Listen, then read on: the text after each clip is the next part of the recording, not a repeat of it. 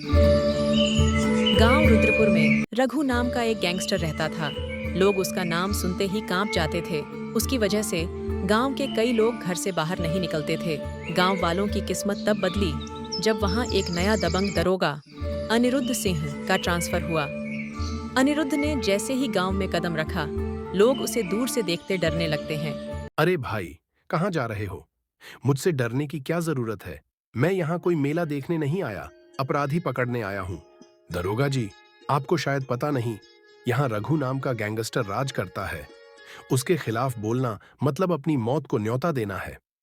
अरे चौधरी साहब, मौत तो एक दिन आनी ही है, लेकिन दरोगा जी के होते हुए यहाँ कोई गैंगस्टर राज नहीं कर सकता। गांव के लोग दरोगा के इस हौसले को देखकर हिम्मत जुटाते हैं, पर फिर भी खुलकर कुछ नहीं कहते। तभी बूढ़ी दादी, जो गांव में सबसे साहसी मानी जाती हैं, अपनी लाठी टेकते हुए आगे आती हैं। बेटा, मैंने बहुत देख लिया है। अब मैं और जुर्म नहीं सहूंगी। अब रघु का खौफ खत्म करना ही पड़ेगा। मैं बताऊंगी उसका अड्डा कहाँ है। अब आप लोग को डरने की जरूरत नहीं है। शाबाश दादी, आप ही इस गांव की असली शेरनी हैं। चलिए अब बताइए, रघु का ठिकाना कहाँ है? गांव के किनारे वाले पुराने खंडहर में एक गुफा में रघु का अड्डा है। वहां उसके गुंडे हर वक्त पहरा देते हैं। पर बेटा, सावधान रहना, वह बड़ा चालाक है। दादी, वह जितना भी चालाक हो, एक पुलिस वाले की चालाकी के आगे कुछ नहीं है। आप चिंता मत करिए। दादी के हिम्मत देने के बाद अनिरुद्ध गांव में अपने 2 सिपाहियों को गांव के कपड़े में रामू और श्यामू को बुलाता है। श्याम, रामू, हमें रघु का सारा हालचाल जानना है। तुम दोनों गांव वाले बनकर उसके गुंडों के बीच जाओ और उसकी सारी जानकारी लेकर आओ। लेकिन सर, अगर हमें पहचान लिया गया तो वो रघु हमें वहीं जिंदा गाड़ देगा। अरे भाई, पहचान लिया तो बस एक आध थप्पड़ खाओगे, उससे ज्यादा कुछ नहीं होगा। बाकी तुम चिंता मत करो, मैं तुम्हारे साथ हूँ। सर, थप्पड़ तो आप खाते नहीं हैं, इसलिए इतना हल्के में ले रहे हैं। अगर थप्पड़ खाने का इतना ही शौक है तो सीधा रघु के पास चले जाओ। चलो अब काम पर लगो। श्याम और रामू खंडहर की ओर बढ़ते हैं। रघु के गुंडे उन्हें देखकर रुकते हैं। कौन हो तुम लोग? यहाँ किस लिए आए हो? भाई भाई, हमें रघु भैया से मिलना है। सुना है कि वह हमारे जैसे लोगों को काम देता है। अगर कुछ काम मिल जाता तो मेहरबानी होती। काम? रघु भैया यहाँ कोई ऑफिस नहीं चला रहे हैं। पर ठीक है, चलो अंदर। पर समझ लो, अगर कोई चालाकी की तो सीधे हाथ काट देंगे। हाथ काटने की धमकी तो हर कोई देता है, पर काटता कभी नहीं। कुछ कहा तुमने?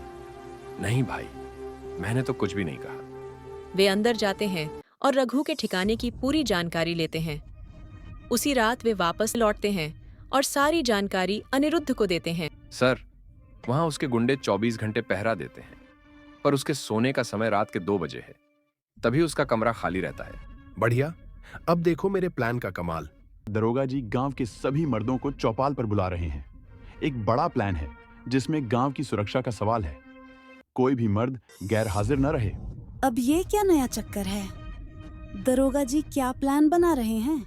जो भी हो, अगर दरोगा जी बुला रहे हैं तो जाना ही पड़ेगा। चौपाल पर सभी गांव वाले इकट्ठा होते हैं। अनिरुद्ध अपनी योजना समझाने के लिए आता है। भाइयों, हमने रघु को पकड़ने की योजना बनाई है। कल रात ठीक 2 बजे हम रघु के ठिकाने पर धावा बोलेंगे, लेकिन ध्यान रहे, हमें बिना खून खराबे के उसे पकड़ना है। लेकिन दरोगा जी, हमारे पास तो हथियार भी नहीं है।